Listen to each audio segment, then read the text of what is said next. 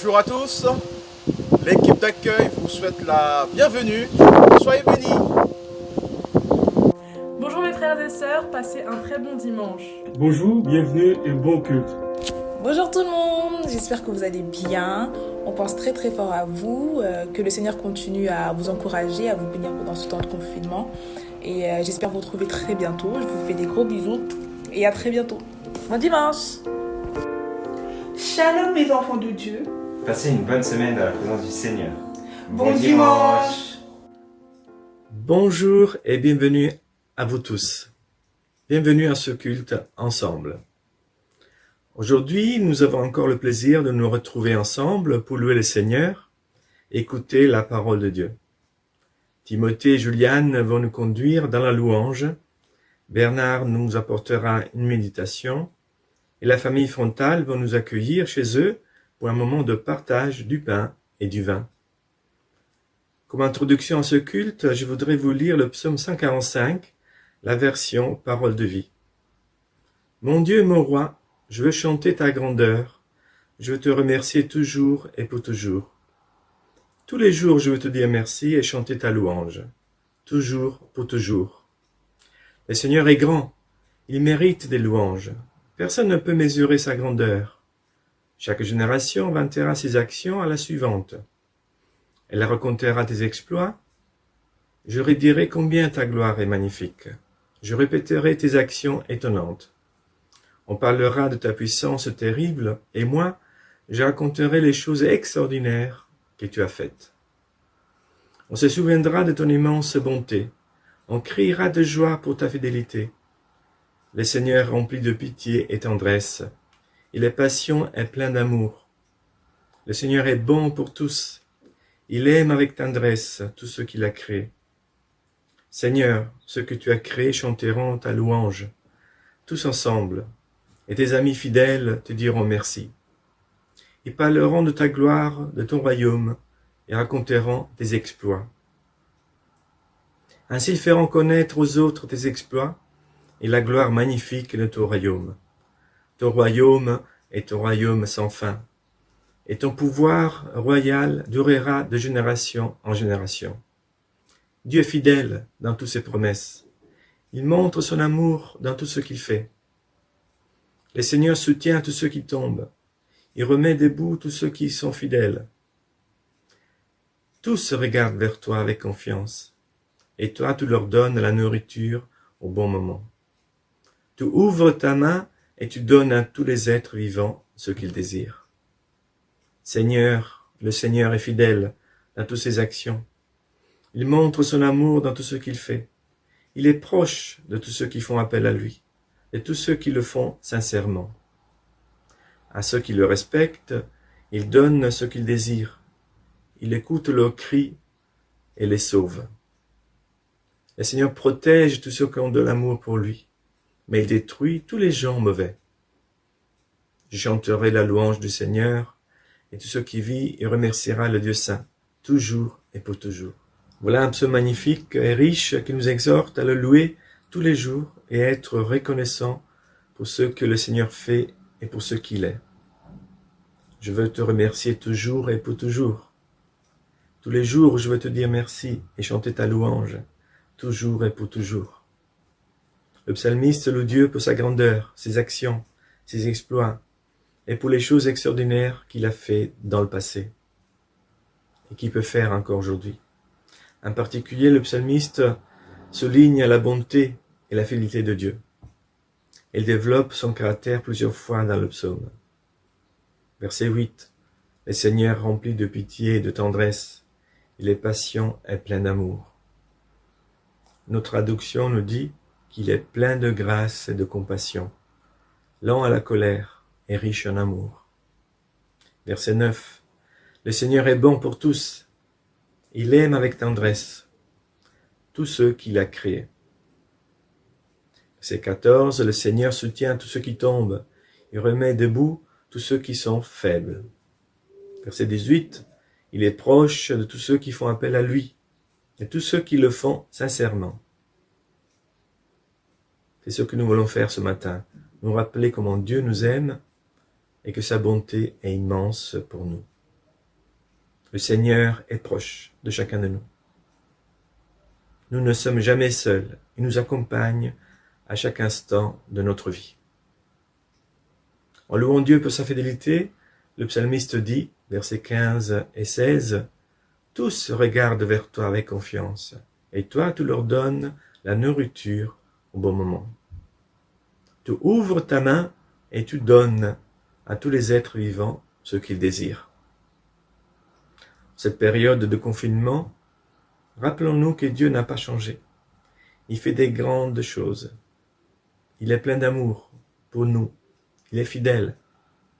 Il reste le même depuis l'époque de David et son caractère s'est manifesté pleinement en Jésus-Christ. Oui, Dieu n'a pas changé. Il nous aime et il veut nous aider. Le Seigneur veut nous soutenir et nous mettre ou remettre debout si nous comptons sur lui. Le Seigneur ne nous abandonne jamais. Voilà la certitude pour tous les enfants de Dieu. Voilà le message que le Seigneur nous adresse ce matin et qui nous devrait motiver pour le remercier. Louons-le, adorons-le ce matin avec un cœur sincère. Unissons-nous avec Timothée et Juliane qui vont nous conduire dans la présence de Dieu. Bon dimanche à tous et bon culte. Au revoir. Que le Seigneur vous bénisse. Bonjour tout le monde. Bonjour. On espère que vous allez bien et on vous souhaite un bon temps de louange avec nous. Soyez bénis.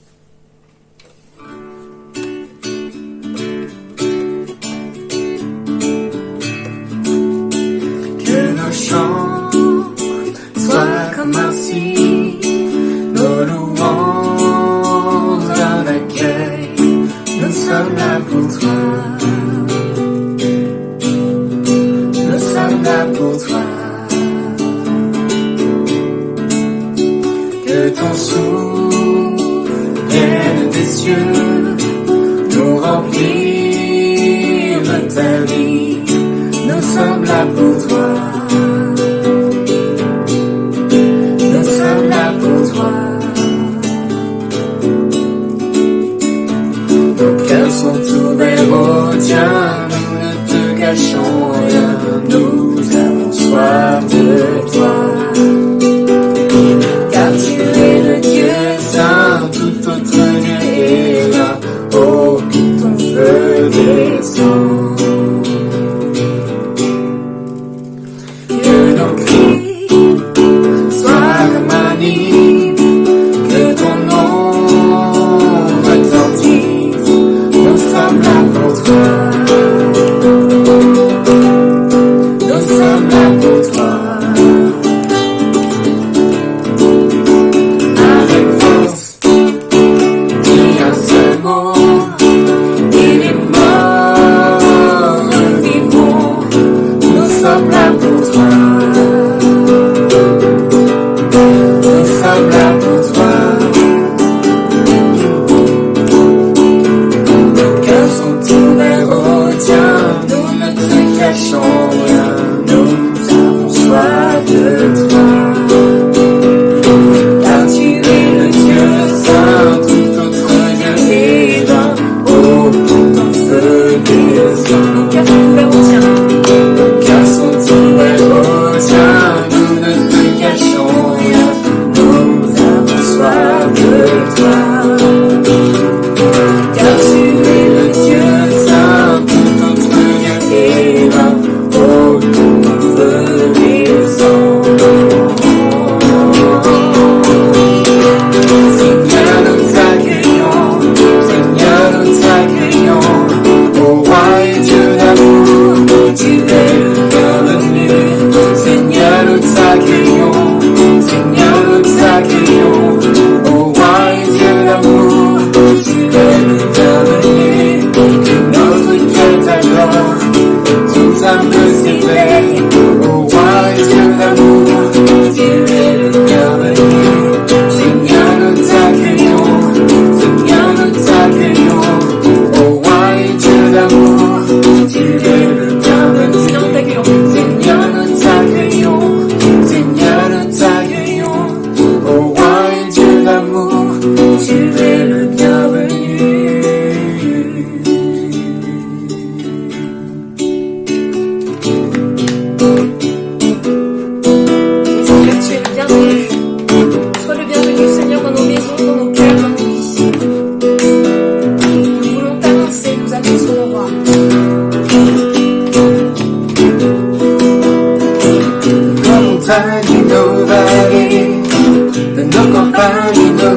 monter, un peuple de nombreux s'assemble, pour louer Dieu, pour proclamer ensemble, oh, qu'il est le Créateur, qui fait de nous sa demeure, pour être ciel et lumière, Dieu nous appelle à servir sur la terre. Nous annonçons le roi, Alléluia, proclamons son nom sur ce pays, nous célébrons sa gloire, nous chantons sa victoire, nous vivons les dons de son esprit, nous annonçons le roi, Alléluia, proclamons son nom sur ce pays, nous célébrons sa gloire, nous chantons sa victoire, nous élevons le nom de Jésus-Christ. Le roi rassemble son armée, les nuits tremblent sous ses pieds, la victoire est assurée, nous marchons lui à ses côtés, oh, la foi est notre bouclier, et sa parole notre épée, ses armes nous sont données, pour tenir ferme et tout surmonter.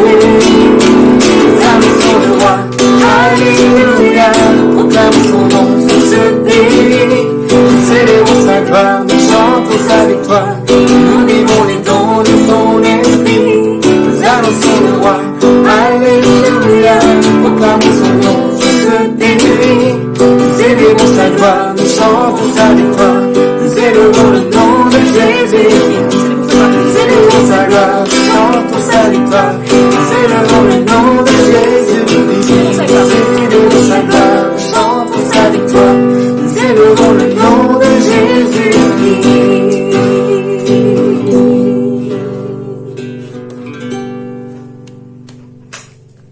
Mais Seigneur, nous voulons élever ton nom et redire, continuer à dire à quel point tu es roi. Tu es le roi. Oui, Christ, tu es roi.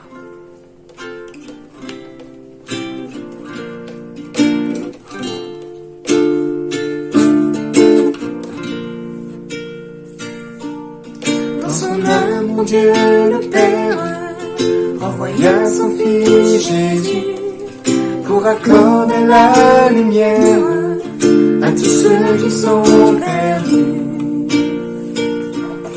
Il descendit sur la terre, les hommes l'ont rejeté, ils l'ont cloué au calvaire, mais Christ est ressuscité. Christ est roi, Christ est roi, Christ est roi.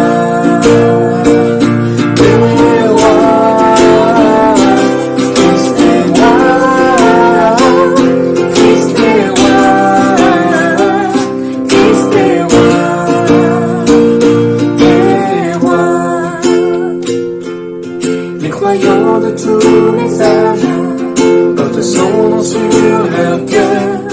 Dans l'épreuve, ils gardent courage, car leur Dieu est un sauveur. Ils vont par toute la terre annoncer le Fils béni. Dieu porte la bannière sous laquelle il est écrit.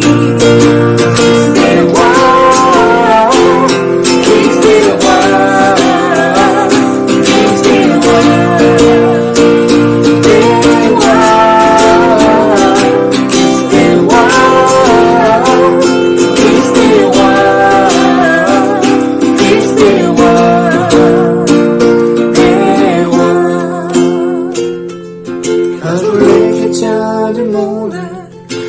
Rassemblés par lui, ils sortiront de leur tombe, car en lui ils ont la vie.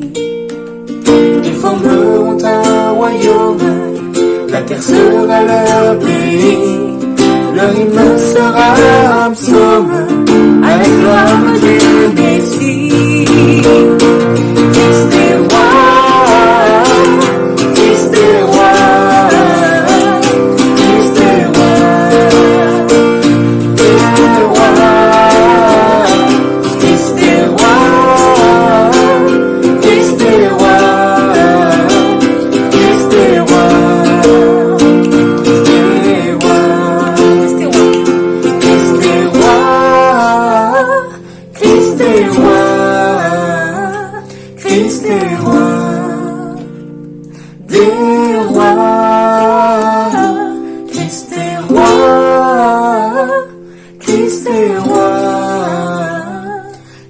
Christ est roi des rois. Christ est roi. Christ est roi. Christ est roi des rois. Christ est roi. Christ est roi. Christ est roi des rois. Christ est roi des rois.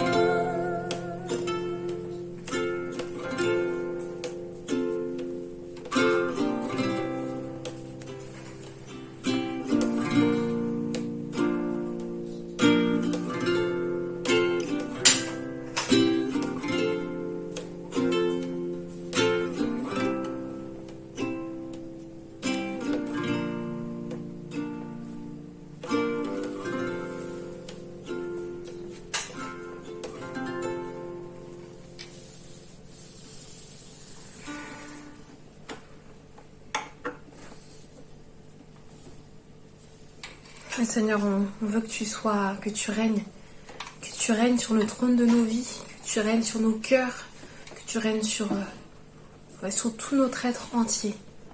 Maintenant, règne sur le trône de nos vies, Seigneur.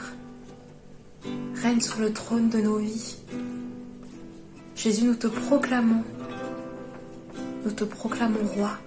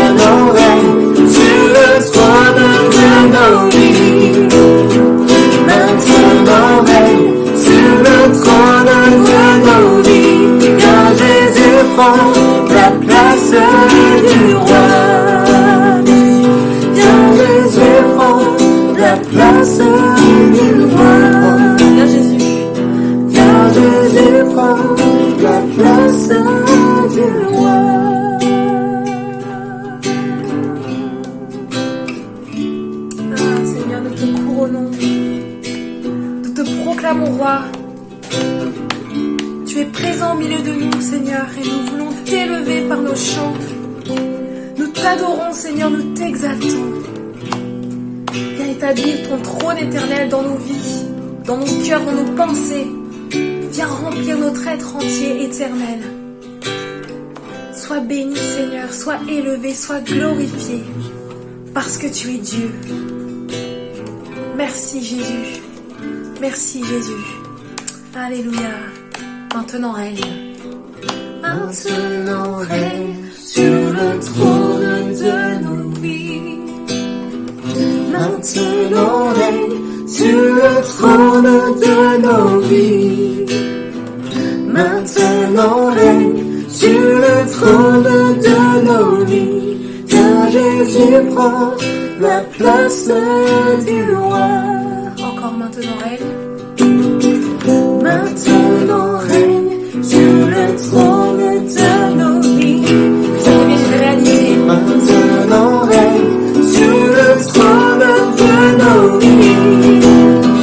Maintenant règne sur le trône de nos vies. Car Jésus prend la place du roi. Dernière fois, maintenant règne. Maintenant règne sur le trône de nos vies. Maintenant règne sur le trône de nos vies.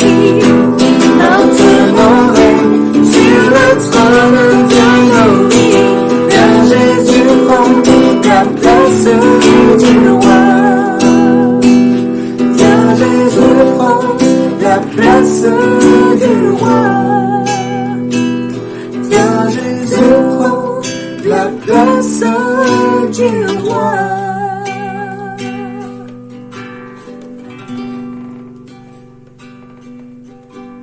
Ouais, Seigneur, tu veux vraiment avoir la place.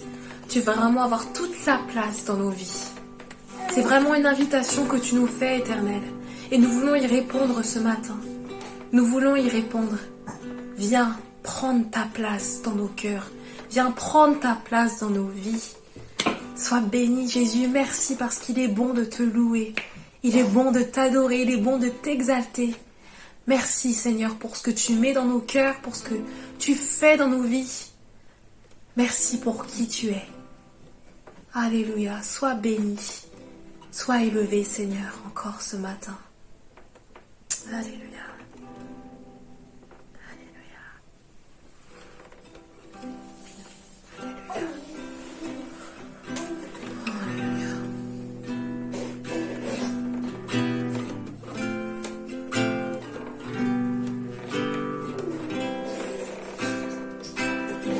Dieu de gloire, je t'adore. Ton nom s'élève en majesté de mes lèvres. Je célèbre ta victoire, ton règne, ton autorité. Tu es Dieu, agneau de Dieu.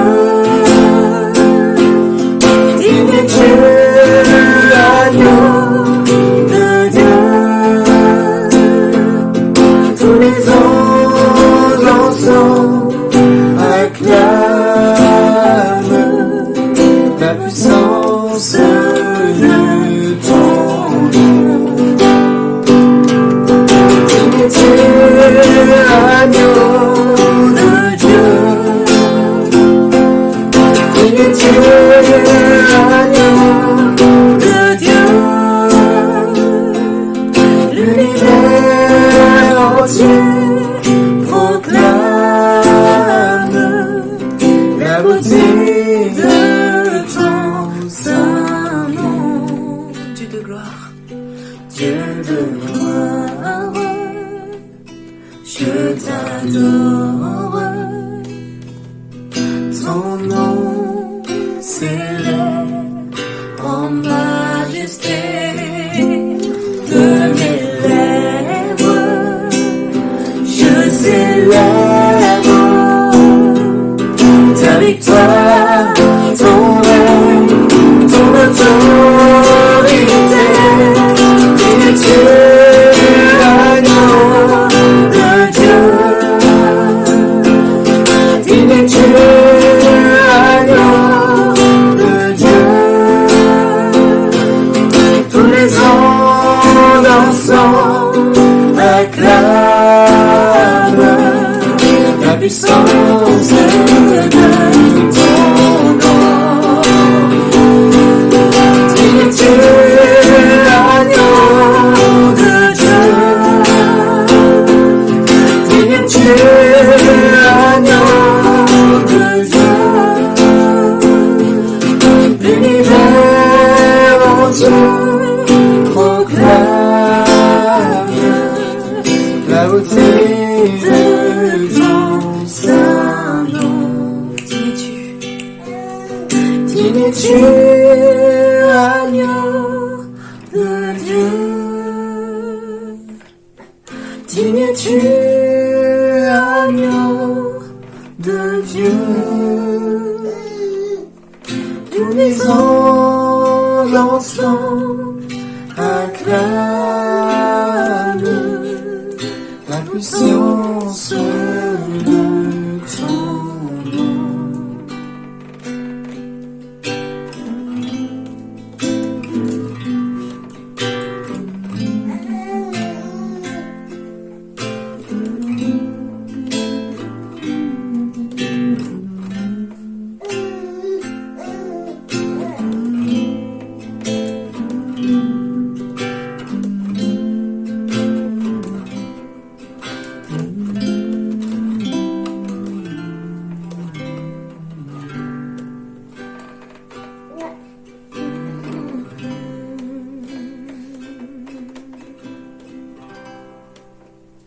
Merci Seigneur parce que tu es digne.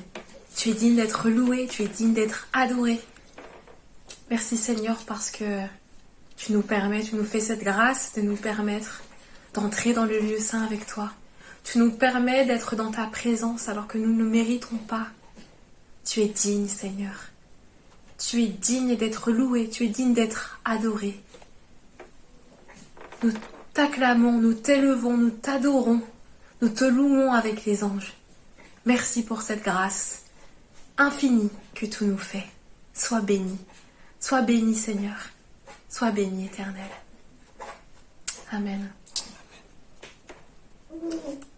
Soyez bénis, on espère que vous avez été bénis comme nous avons été bénis en préparant cette louange. Et voilà, on vous souhaite vraiment un bon dimanche et on vous aime. Au revoir.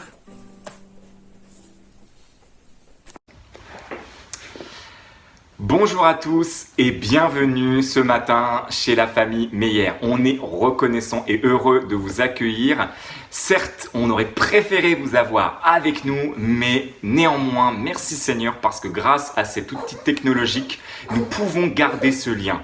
Garder ce lien entre nous pour nous encourager, nous édifier à travers la parole, à travers la prière. Merci à tout à chacun qui vous êtes impliqués, qui vous impliquez encore au service de l'œuvre de Dieu, au milieu de nous, au sein de cette communauté du pain de vie. Bienvenue également à tous ceux qui nous rejoignent. Soyez vraiment comme chez vous. Aujourd'hui, avant de commencer à vous partager le thème que le Seigneur a mis sur mon cœur, j'aimerais introduire par la prière. Père éternel, Seigneur, ce temps, il est le tien. Ce temps, c'est le tien pour lequel nous sommes reconnaissants que tu nous fasses la grâce de pouvoir venir dans ta présence. Merci pour la réconciliation que tu nous as accordée en ton Fils. Merci parce que tu nous as adoptés. Nous sommes tes enfants et aujourd'hui, c'est un temps de joie dans la présence de toi, Papa. Seigneur, vraiment, nous te demandons de disposer nos cœurs, nos pensées, afin que nous soyons attentifs, sensibles à la voix de ton esprit. Père, nous savons que tu as encore des choses à nous dire, mais tu sais aussi nos cœurs, nos questionnements. Là aussi, Seigneur, nous t'apportons tout cela, nous te déposons nos fardeaux et nous voulons recevoir de toi, Seigneur, tes réponses, ta paix, tes révélations, ta joie, Père. Alors vraiment, glorifie-toi et que tes enfants, Seigneur, soient encore plus dans l'adoration et la louange te concernant parce que, Seigneur, nous t'appartenons et c'est d'abord à toi que nos louanges, nous voulons les donner, Seigneur. En ton nom précieux, Amen. Cette semaine a été une semaine particulière dans l'actualité. En effet, c'est jeudi que le gouvernement a annoncé devant l'Assemblée nationale son plan de déconfinement. Et la première chose à laquelle j'ai pensé, je ne sais pas si tu as été comme moi, c'est qu'est-ce que je vais pouvoir faire une fois que le déconfinement va être terminé. Et là, je vais être dans le partage. Je vais te dire à quoi j'ai pensé. Et j'ai pensé tout de suite à ma famille. Oui, j'aime ma famille, j'aime mes parents, j'aime mes frères et qui sont aussi pas très loin pour certains et pour lesquels j'aimerais aller les visiter. J'ai pensé aussi forcément à quelques loisirs pour lesquels je me suis dit, ça pourrait être sympa de retrouver mes amis et pouvoir à nouveau partager par exemple un five ou quelque chose comme ça, un foot. J'ai pensé aussi à mon travail et je me suis dit, Seigneur, il va y avoir le retour à l'école. Eh bien aussi, conduis-moi, voilà comment ça va se passer, entre ce qu'on entend, ce qui va être la réalité, comment être ciel et lumière, voilà tout ce que j'ai pensé. Et puis c'est comme si le Seigneur m'avait dit, mais est-ce que tu as pensé à moi ? Est-ce que tu as pensé à moi dans le contexte du déconfinement, ce qui va rester dans notre relation entre toi et moi ? Et je dis, Seigneur, comment ça ? Comment ça entre toi et moi dans le cadre du déconfinement ? Enfin, t'es là. Et là, je me suis dit, Seigneur, c'est vrai que pendant tout ce temps de déconfinement, tu étais là. Tu m'as nourri quotidiennement. Tu as pris soin de ma famille. Tu as pris soin de ma vie. Tu m'as jamais abandonné. Toutes les questions que j'avais, Seigneur, tu m'as conduit dans une vérité, dans ta parole. Tu m'as fait du bien. Tu as été là chaque jour. Tu m'as réveillé le matin. Tu m'as fait voir à travers ta création le soleil, ta nature. J'ai vu ta gloire. Et aujourd'hui, le déconfinement s'annonce. Et moi, est-ce que je vais te garder au centre ? Est-ce que je vais te garder au centre ? Et j'ai préparé ce message en relisant la parole de Dieu, évidemment. Et ces derniers temps, le Seigneur m'a beaucoup conduit dans l'histoire des Hébreux. Et Félix, puisque je sais que tu entends ce message, dimanche dernier, tu nous exhortais par rapport à Caleb et Josué animés d'un autre esprit. Et c'est exactement dans ce contexte que j'aimerais qu'on continue, si vous le voulez bien, ensemble ce matin. Et pour introduire, j'aimerais qu'on puisse lire ensemble 2 passages. J'ai volontairement fait le choix de ne pas les présélectionner dans ma Bible pour que vous puissiez prendre le temps d'ouvrir la Bible avec moi si vous le souhaitez, qu'on puisse lire ensemble ces passages-là. Donc le premier passage, il se trouve dans le Deutéronome, chapitre 31, versets 20 à 21. Deutéronome, chapitre 31, 20 à 21. Donc, je t'encourage, prends le temps, prends ta Bible. On veut aussi méditer parce que nous croyons que la parole de Dieu, c'est aussi en la pratiquant, c'est aussi en étant régulier que le Seigneur aussi nous encourage dans ce qu'il nous donne la force de garder les bonnes habitudes, comme le rappelle souvent notre cher pasteur Bernard, et de pouvoir justement aller chercher dans cette parole, non pas les vérités de ce monde, mais les vérités du royaume éternel de notre Dieu. Chapitre 31 et les versets 20 et 21. Écoutez bien, on est à la fin de la vie de Moïse. Dieu va parler à Moïse et il va lui parler en perspective d'un déconfinement, la sortie du désert, vers l'entrée vers la terre promise. Et ce que je vais vous lire est assez troublant, mais je pense que c'est important. Versets 20 à 21. Voilà ce que dit Dieu à Moïse. En effet, je les ferai entrer dans le pays où ruisselle le lait et le miel. Alléluia! Magnifique! Que j'ai promis par serment à leurs ancêtres. La fidélité de Dieu. Ils y mangeront à satiété, que du bonheur, et vivront dans l'abondance. Waouh! Quelle perspective lumineuse! Alors, ils se détourneront vers d'autres dieux et leur rendront un culte. Ils m'irriteront et violeront mon alliance. Beaucoup de malheurs et de grandes détresses s'abattront sur eux, alors ce cantique servira de témoin à charge contre eux. Car leurs descendants ne l'oublieront pas et ne cesseront pas de le chanter. Je connais en effet les dispositions de leur cœur, dès à présent, avant même que le déconfinement ait lieu et que je les fasse retourner dans le promis, le pays dans lequel ils habitent. Bien évidemment, j'ai légèrement transformé les mots de la fin. Et on veut lire un deuxième passage 1 Samuel 15, verset 22. 1 Samuel 15, verset 22, en complément de ce premier passage. Et voilà ce qu'il nous est dit. 1 Samuel 15, verset 22. Samuel lui dit alors, « Les holocaustes et les sacrifices font-ils autant plaisir à l'Éternel que l'obéissance à ses ordres ? Non, car l'obéissance est préférable au sacrifice. La soumission vaut mieux que la graisse des béliers. » Amen.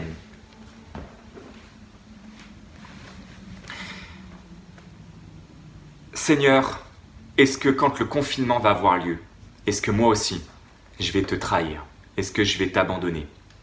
Et aujourd'hui, avec les prochaines minutes que nous avons, le Seigneur m'a mis à cœur que nous puissions avancer ensemble, cheminer ensemble dans deux réalités. La réalité de ce qui nous incombe, à quelle obéissance Dieu nous appelle dans ces temps si particuliers, le concernant. Et la deuxième chose, mais quelle promesse Dieu nous fait-il pour ceux et celles qui lui seront fidèles? Lorsque l'on regarde l'histoire des Hébreux et suite à cet événement tragique dans lequel, nous le rappelons, les 12 espions, 10 finiront par décourager le peuple, à gagner la cause du découragement. Et j'aimerais citer une petite phrase que j'ai beaucoup appréciée, que Bernard m'a partagée dernièrement et que Colette aussi, semblerait-il, ils échangent souvent là-dessus. Voilà ce que Bernard m'a dit. Il m'a dit « Nous n'avons pas le pouvoir de donner la vie, mais nous avons le pouvoir de la reprendre. » Et les 10 espions ont découragé le peuple au point d'ôter la vie, les bénédictions que Dieu avait prévues pour son peuple. Dieu ne voyait pas la grandeur des peuples qui étaient présents sur place. Dieu connaissait la puissance qu'il allait manifester, comme celle qu'il avait déjà manifestée pour les faire sortir d'Égypte, auprès du Pharaon, dans ces temps de désert. Dieu savait que tout cela n'était que des apparences, mais le peuple l'a pris pour acquis et s'est ôté la vie, la bénédiction que Dieu avait pour lui. Seuls 2 finalement en bénéficieront, c'est ceux qui garderont la vie, l'espérance, la promesse, l'obéissance, Josué et Caleb, animés d'un autre esprit. Et dans cette réalité, eh bien, nous voyons que Dieu va devoir renvoyer son peuple dans le désert. Alors moi, j'aimerais te dire aujourd'hui, et ça c'est comme cela que je vois les choses par rapport à ce Dieu d'amour que nous avons, c'est que je ne crois pas que Dieu ait renvoyé son peuple dans le désert pour comme le flageller, le châtier comme un Dieu qui n'est pas bon, mais plutôt parce qu'il savait que ce cœur n'était pas consacré à lui. Ce peuple n'était pas consacré à lui. Et donc, la volonté de Dieu de manifester aux autres peuples qui étaient dans la terre promise, l'alliance qu'il avait conclue, la bénédiction, l'héritage qu'il avait validé avec Abraham, Isaac, Jacob, ne pouvait donc pas se manifester. Le plan ne pouvait pas s'accomplir totalement. Et par conséquent, Dieu a dû se résigner à quelque chose de tragique, que cette génération meure dans le désert parce qu'elle n'a pas voulu accepter la vie de Christ. Elle n'a pas voulu accepter la vie que Dieu lui donnait. Et il a fallu qu'une nouvelle génération naisse, il nous est dit, dans le désert, n'ayant pas connu la réalité qu'avaient vécue ses parents, pour qu'à nouveau, Dieu puisse la consacrer, la préparer dans ce temps de désert, à l'écart, afin de pouvoir la préparer à enfin rentrer dans la promesse et la bénédiction. Oui, frères et sœurs, parfois le désert n'est pas tant la volonté de Dieu en elle-même, mais un outil que Dieu utilise pour nous consacrer.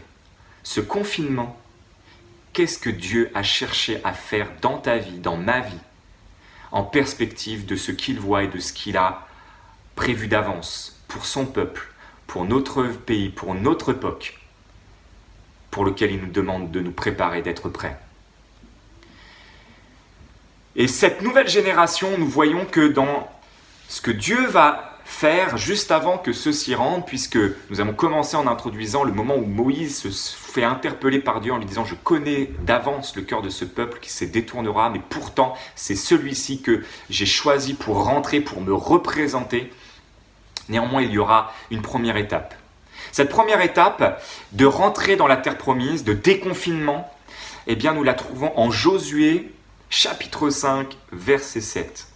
Nous n'allons pas la lire ensemble, mais j'aimerais juste te dire que la première étape, c'est que Dieu va dire à Josué, ce peuple qui est né dans le désert doit être circoncis, consacré.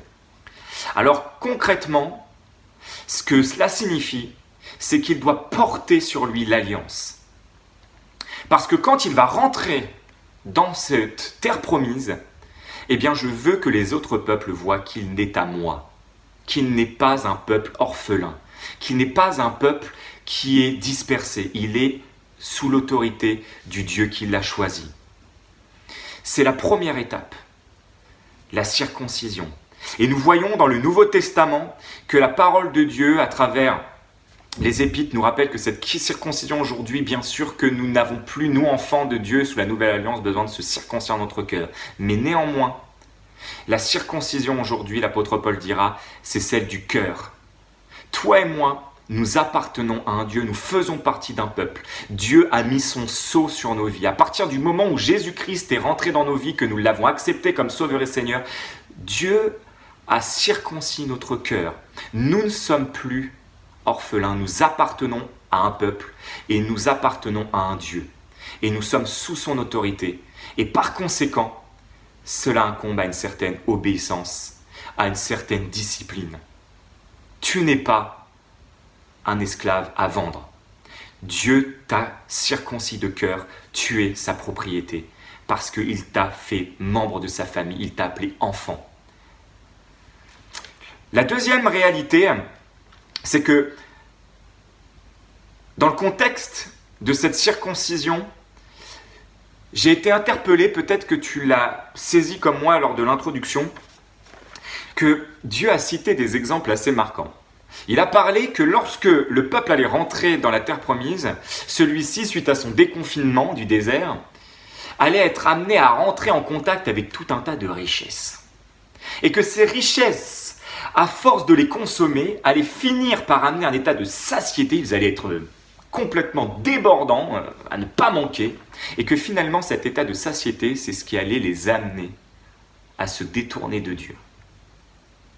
Étrange. Pourquoi est-ce que Dieu prend le temps de dire à Moïse comment les choses vont se passer? Parce que je crois que Dieu est un Dieu d'amour qui ne nous cache pas la vérité.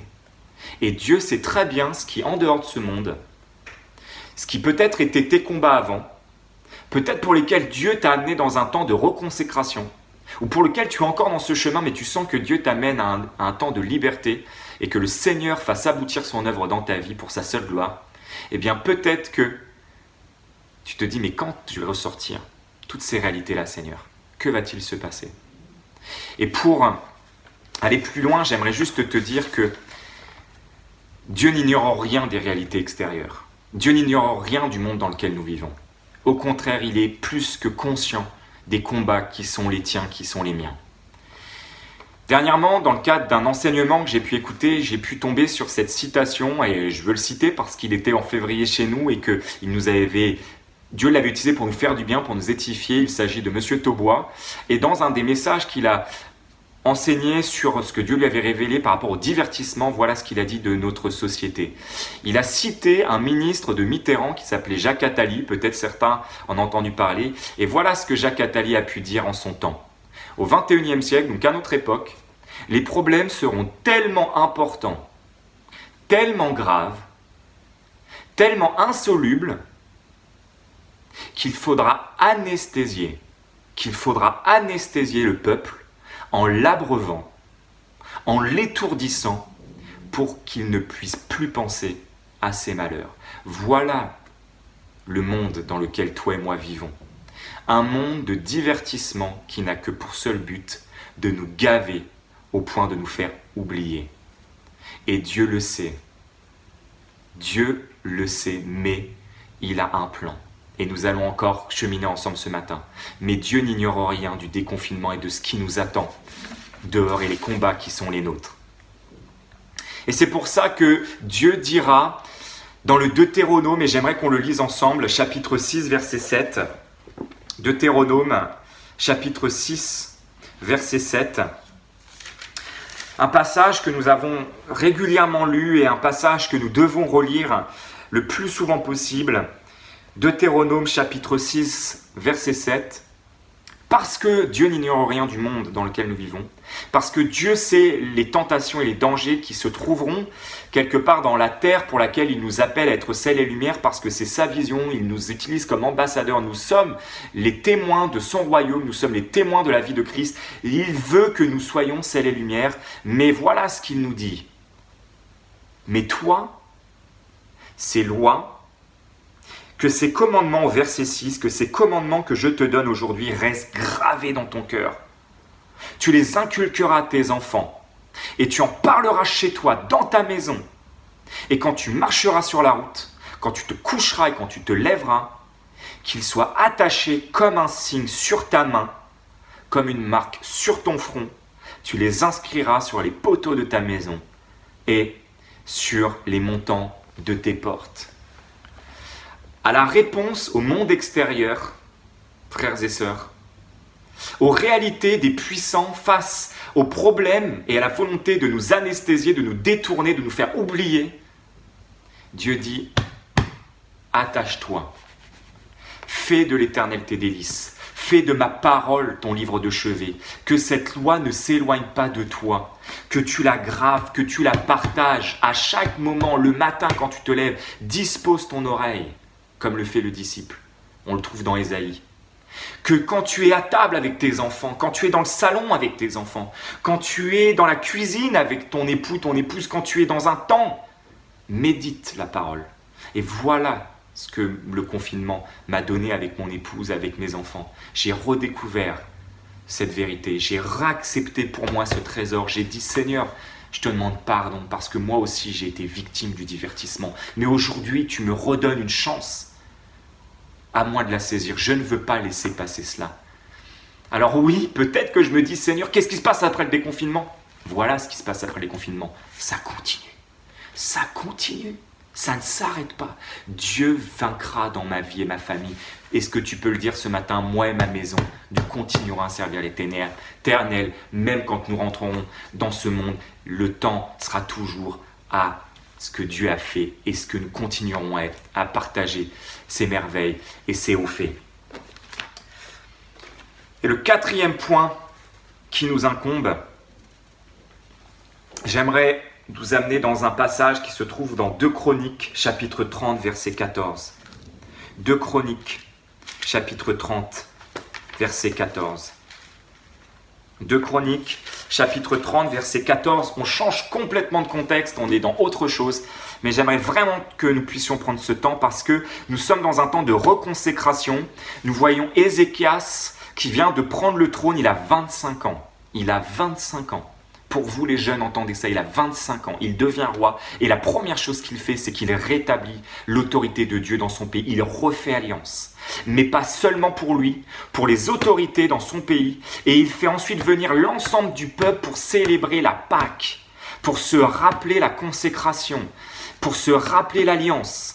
Et alors que le peuple vient, Dieu bénit ce temps à tel point qu'il nous est dit que, alors que 7 jours étaient ce qui était prescrit, ils ont continué pendant 7 autres jours. Ils étaient dans la liesse, dans la joie. Dieu bénissait ce temps. Et le peuple demandait pardon. Dieu faisait une œuvre de restauration dans les vies. Il se reconsacrait son peuple. Et voilà ce qu'il nous est dit au chapitre 30, verset 14. Écoutez bien ce qu'il est dit. 30, verset 14 du 2 Chroniques.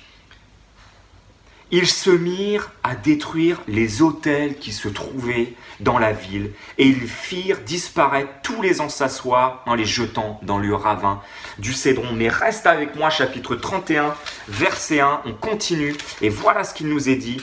Lorsque toute la fête fut terminée, tous les Israélites se trouvaient là, partirent pour les villes de Juda et voilà le point, voilà le point, et brisèrent les stèles des idoles, abattirent les pieux sacrés d'Achéra et démolirent les hauts lieux et les autels dans tout Juda et Benjamin, ainsi que dans les territoires d'Éphraïm et de Manassé, jusqu'à ce qui n'en reste plus.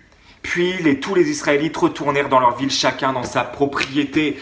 Mes amis, jusqu'à quand notre esprit sera troublé de ce que nous vivons des temps de réjouissance, de reconsécration, et nous disant, Seigneur, mais le monde est rempli d'idoles. Mais voilà ce que la parole, elle dit, occupe-toi de tes idoles. Mon frère, ma sœur, quelle est ton idole que tu vas devoir briser à la fin de ce confinement? J'ai conscience qu'en parlant ainsi, je me parle à moi le premier. Tout ce temps de confinement, Dieu n'a cessé de me dire « Je ne peux pas te parler comme je le souhaiterais parce que ton cœur et ta maison est rempli d'idoles. Je ne peux pas faire mon œuvre dans ta vie parce que tu es idolâtre. Je ne peux pas totalement t'utiliser parce que malheureusement tu as placé entre moi et toi des idoles. » Mais gloire à Dieu parce que son esprit nous rend vainqueurs dans les révélations qu'il nous donne, de ce que dans nos propres maisons, si tu es de ce homme-là, de cette trempe-là, que ton cœur vibre en disant Seigneur, il n'y aura personne dans cette maison qui prendra la place qui est la tienne, alors tu enlèveras les choses. Et crois-moi, ces choses, elles sont autant physiques qu'elles sont spirituelles, qu'elles sont culturelles, mais nous devons répondre à cette question, Seigneur. Est-ce qu'aujourd'hui je suis idolâtre? Et si c'est le cas, alors je veux faire le choix aujourd'hui, pour ce déconfinement, de ne pas retomber dans ces choses, parce que même si ce monde m'a amené les idoles, par conscience ou inconscience, aujourd'hui je sais qui tu es, et je ne laisserai personne me voler cette relation que j'ai avec toi. Je rentrerai dans la terre promise, mais je ne laisserai personne me voler mon héritage spirituel, ni pour moi, ni pour mes enfants. Les jeux vidéo volent des vies, volent les vies de pères et de mères et d'enfants. Les séries, les films télévisés, la pornographie, la sexualité qui n'est pas de Dieu, les réalités qui sont de la magie, de l'occultisme, les traditions, les rites qui ne sont pas de Dieu, les faux prophètes, toutes ces choses nous amènent dans un chemin de perdition, mais Dieu nous dit, il est encore temps de choisir la vie. Choisis la vie afin que toi et tes descendants viviez sous mon autorité. Voilà ce que Dieu te dit et nous dit encore ce matin. Vas-tu briser les idoles? Vas-tu être de ceux qui dira, comme Josué, je vais rentrer, mais je ne rentrerai pas avec les idoles, je rentrerai parce que c'est Dieu qui me donne la victoire sur la puissance des ténèbres et du monde. Mais les combats seront là. Alors qu'est-ce que Dieu te dit? Qu'est-ce que Dieu nous dit ce matin par rapport à cela?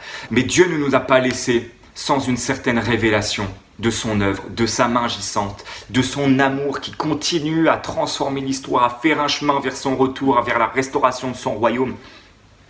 Dans Nombre 9, 22, il nous est dit que lorsque la nuée était sur la tente de la rencontre dans le désert, le peuple ne bougeait pas. Parfois c'était 2 jours, voilà ce qu'il nous est dit. Parfois c'était 1 mois, parfois c'était 1 nuit. Mais lorsque la nuée se mettait en mouvement, alors le peuple levait le camp.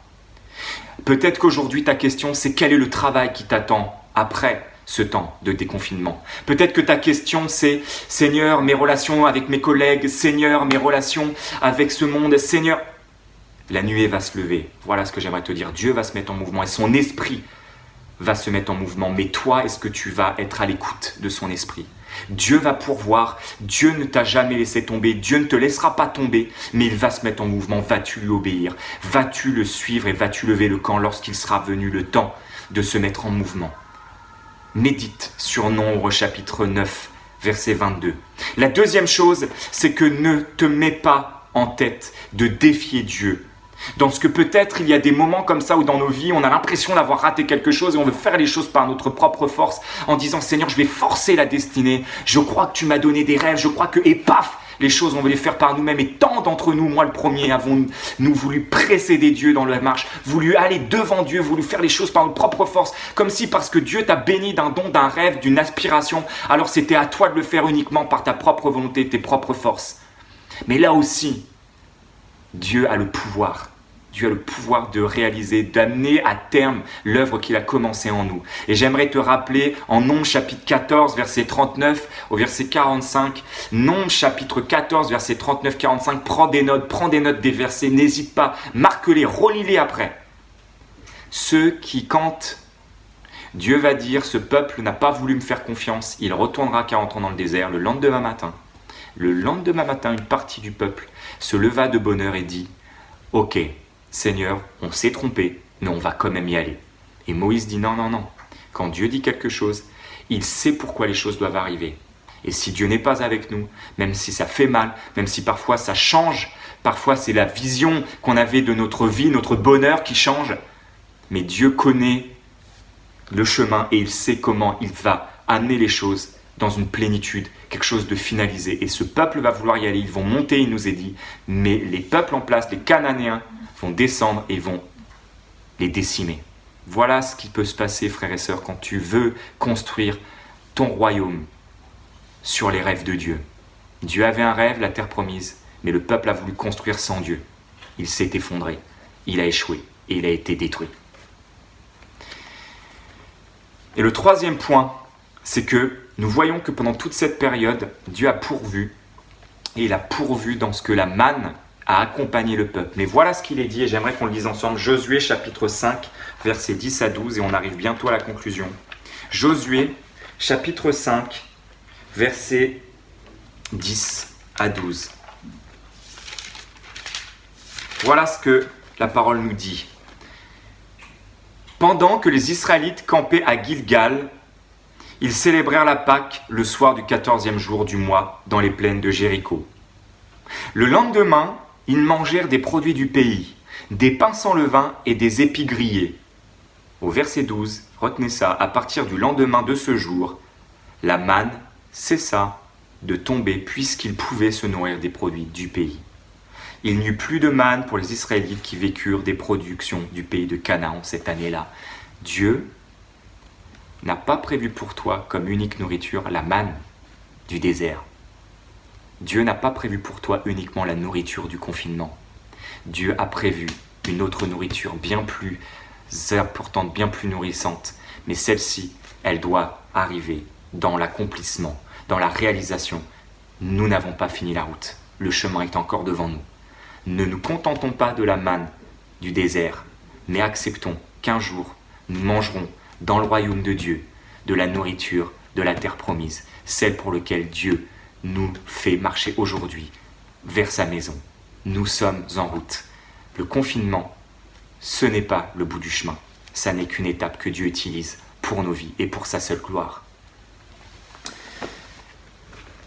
En conclusion, après avoir vu ensemble comment ce déconfinement doit nous interpeller, nous poser les questions de quelle place, Seigneur, vais-je te laisser? Comment vais-je vivre pour ma vie, pour ma famille, ce déconfinement? Comment ce que tu as mis dans mon cœur, ce que tu as fait croître, fleurir, réconcilier, restaurer, va-t-il encore prospérer, avancer? Comment allons-nous continuer à aller de gloire en gloire avec toi?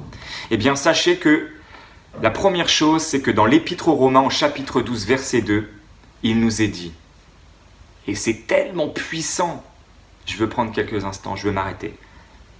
Ouvrons ensemble Romains chapitre 12, verset 2. Romains chapitre 12, verset 2.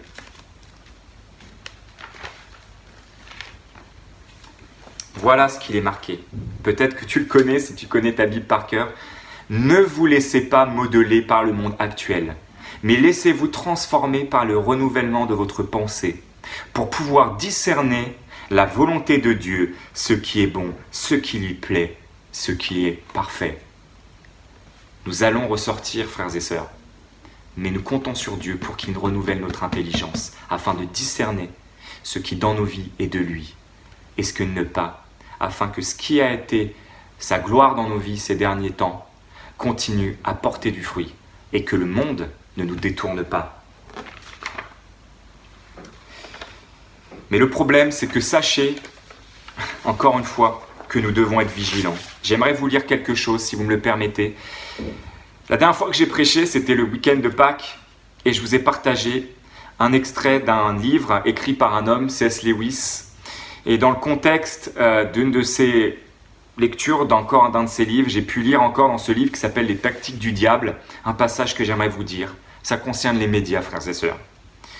Je n'ai rien contre les médias, j'ai rien contre les journalistes, au contraire, nous avons besoin de nous tenir informés. Mais écoutez ce qu'il est dit. Mais grâce à la presse et d'autres armes similaires, et c'est les forces des ténèbres qui parlent, nous avons profondément altéré cette disposition, c'est-à-dire la capacité à l'homme de différencier ce qui est vrai de ce qui est faux, de ce qui est bon, de ce qui est mauvais, de ce qui est de la vie, de ce qui est de la mort. Dès son enfance, l'être humain a une douzaine de systèmes philosophiques incompatibles entre eux qui dansent dans son esprit, parce que nous l'animons, parce que nous l'alimentons. Ces doctrines que nous l'alimentons ne lui paraissent pas à première vue vraies ou fausses, mais plutôt acceptables, pratiques, peut-être même vétustes, usées d'un autre temps, ou plutôt actuelles. C'est moderne. Il faut vivre avec son temps, il faut de la modernité, il faut aller de l'avant, comme l'évolution des mœurs dans la famille. Ou conventionnel, ou impitoyable. Et l'auteur conclut en disant « Pour l'éloigner de l'Église, le meilleur moyen n'est pas le raisonnement, mais de l'amener dans une philosophie toujours plus humaine et personnelle. » Soyons renouvelés dans notre intelligence, dans ce que nous consommons, de ce que nous regardons. Ne soyons pas dupes et naïfs. Soyons des hommes et des femmes sur la brèche. Proverbe chapitre 15, verset 33, « L'humilité précède la gloire. » L'humilité, ici, il s'agit de se soumettre sous l'autorité de Dieu. Croire que Dieu est bon, qu'il fait tout parfaitement en son temps, qu'il pourvoira à tous nos besoins et que sa vérité est supérieure à toute vérité, même aussi parfaite soit-elle humainement parlant. Et enfin, j'aimerais conclure. J'aimerais conclure parce qu'à mes yeux est la plus belle chose, la plus belle espérance que nous avons en perspective de ce qui nous attend dans les prochains jours, ce déconfinement. J'aimerais conclure en te disant que tu ne seras pas seul. Comme nous l'avons répété, mais quand je dis tu ne seras pas seul, je parle de Jésus lui-même. Dans ce que j'aimerais qu'on puisse lire ensemble Jean chapitre 17 au verset 11. Jean chapitre 17 au verset 11. Jésus est là, il n'est pas encore arrêté, il le sera bientôt, et il va faire une dernière prière. À titre personnel, sachez que c'est l'un de mes passages préférés dans la Bible parce que c'est peut-être la seule fois où on voit vraiment Jésus prier le Père, échanger avec lui en direct et échanger sur ce qui va suivre par rapport à ce qui nous concerne. Et voilà ce qu'il est dit au verset 11, Jean chapitre 17, au verset 11.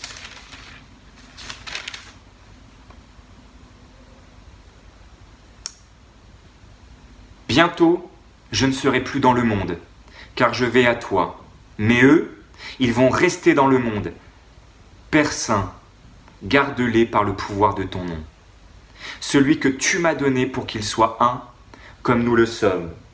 Et nous continuons le verset 13 à 19.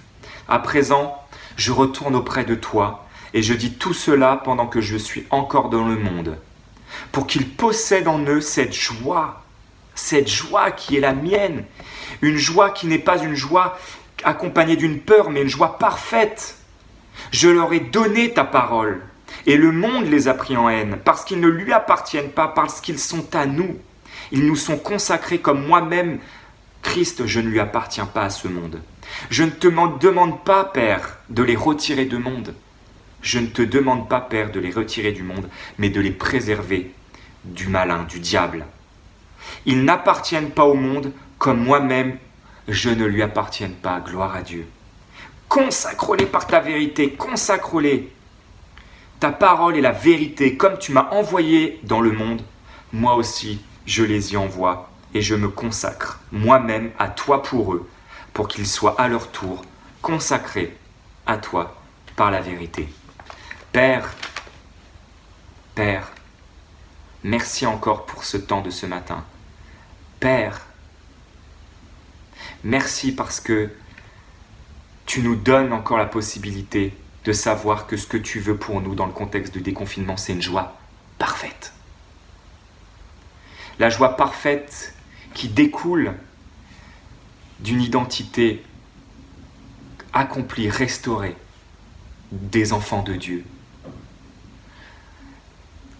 Complète de savoir que tu pourvoiras à tous nos besoins, nous n'aurons à manquer de rien.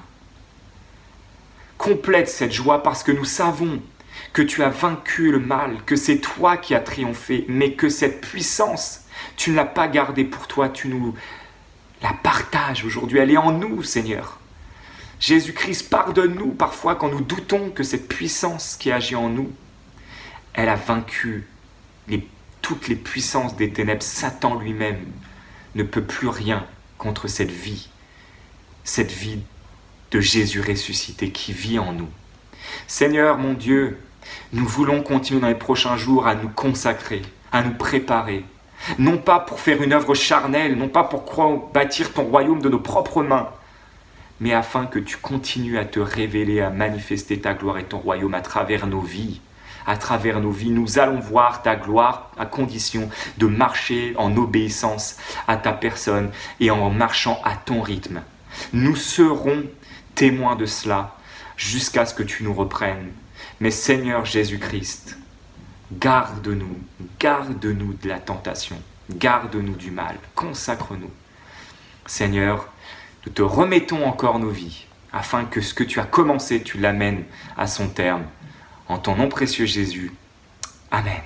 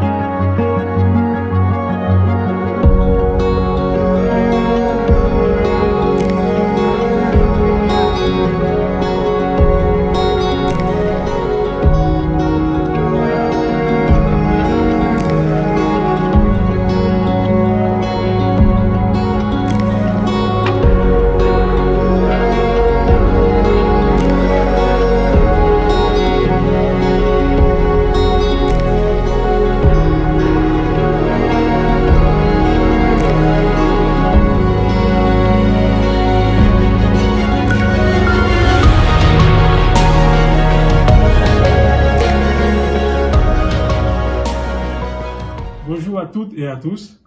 Merci de m'avoir invité pour préparer cette scène. Donc, c'est vraiment dans un moment très difficile, en ce moment.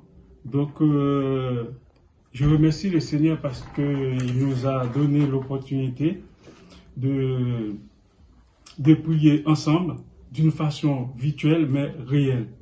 Comme Dieu nous a dit, dans Jean 14, verset 12, en vérité, je vous l'ai dit, celui qui croit en moi fera aussi les œuvres que je ferai, et en faisant de plus grandes choses que moi. Donc c'est Jean 14, verset 12. Donc c'est vrai, aujourd'hui, quand on regarde à travers de l'Internet, on peut se communiquer sans se voir d'une façon, comme je disais auparavant, virtuelle mais réelle, parce que nous communiquons en esprit et en vérité. Bon, je vais prendre un verset pour qu'on puisse partager les éléments. Dans Ésaïe 53, versets 3 à 5. Méprisés et abandonnés des hommes des douleurs, et habitués à la souffrance, semblable à celui dont on détourne le visage. Nous l'avons dédaigné, nous n'avons fait aucun cas de lui. Cependant, ce sont nos souffrances qu'il a apportées, et c'est de nos douleurs qu'il s'est chargé. Et nous l'avons considéré comme puni, frappé de Dieu et humilié. Mais il était blessé par nos péchés, brisé pour nos iniquités. Le châtiment qui donne la paix est tombée sur lui. Et c'est par ses meurtrissures que nous sommes guéris. Donc, on va dire ce matin, on va éduquer, on va expliquer comment c'est quelqu'un qui était venu pour nous. On n'a pas donné de l'importance pourquoi il était venu. Mais là, dans ce verset Isaïe 53, de 3 à 5, il nous montre comment il a tout pris sur lui pour nous pardonner de nos péchés et de nos iniquités. Tout ce qui devait tomber sur nous, il a tout pris. Maintenant, nous sommes libres et je m'en réjouis aujourd'hui d'être un homme libre en esprit et en vérité à travers de l'œuvre de la croix. Donc, pour moi, l'agneau était immolé même avant la fondation du monde. Pour tout ce qu'il a fait pour nous, aujourd'hui, nous sommes héritiers de son royaume, il nous a guéris, et il a fait tant de choses, des promesses, des exploits, des prodiges, des miracles dans nos vies. Alors, c'est pour ça, aujourd'hui, moi et ma famille, nous continuons à honorer Dieu, à vénérer Dieu, à louer Dieu pour tout ce qu'il a fait pour nous, surtout dans cette période qui est très très difficile, dans la maladie, des douleurs des autres, et les autres aussi qui sont dans les deuils. Nous, on n'a pas touché par les deuils, mais nos amis, nos entourages ont été touchés par ce Covid-19. J'ai dit merci Seigneur pour ce qu'il a fait, je vais prier et avant de prendre les éléments. Seigneur, je te dis merci parce que tu as fait beaucoup de choses. À la croix, tu as tout payé, Seigneur. Merci infiniment, Seigneur. Je sais que toi, tu n'es pas ensommeillé, ni dors, parce que tu es vivant, la mort dans ta pu retenir dans le tombeau, Seigneur. J'ai béni ton nom pour cela, Seigneur, parce que aujourd'hui, Seigneur, quand on est faible, tu nous rends forts, Seigneur. Quand on est pauvre, tu nous rends riches, Seigneur. À travers de la croix, on a tout, Seigneur. Bon, pour partager ces éléments, on va prendre de Marc 14, versets 22 à 25. Pendant qu'il mangeait, Jésus prit du pain, et après avoir rendu grâce, il le rompit et le leur donna en disant, « Prenez, ceci est mon corps. » Il prit ensuite une coupe, et après avoir rendu grâce, il la leur donna, et ils en burent tous, et il leur dit, « Ceci est mon sang, le sang de l'alliance, qui est répandu pour beaucoup. Je vous l'ai dit en vérité, je ne boirai plus jamais du fruit de la vigne, jusqu'au jour où je le boirai de nouveau dans le royaume de Dieu. » Donc, je vais demander à Edwin, mon épouse, de prier pour les éléments, le vin et le pain.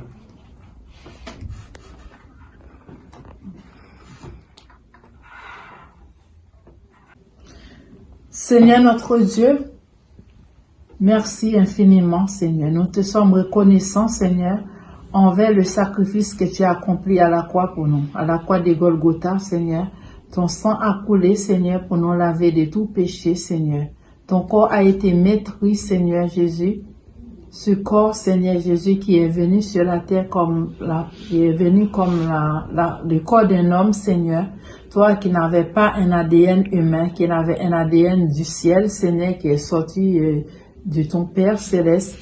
Et tu es venu, Seigneur, sacrifier ce corps pour nous, Seigneur mon Dieu. Ce corps qui représente, ce pain qui représente ton corps, qui a été crucifié à la croix de Golgotha pour nous donner la vie éternelle. Et Seigneur, en toi, nous avons cette vie éternelle. Seigneur, nous te glorifions, nous te rendons grâce, Seigneur, parce que tu as tout accompli pour nous, Seigneur. Merci, Seigneur, de nous avoir réconciliés avec Dieu le Père Tout-Puissant. Toi, Seigneur Jésus, qui est ce pont en qui nous pouvons monter, Seigneur, pour aller rencontrer notre Dieu, notre Père, et pour pouvoir communiquer avec lui, pour faire un seul avec lui.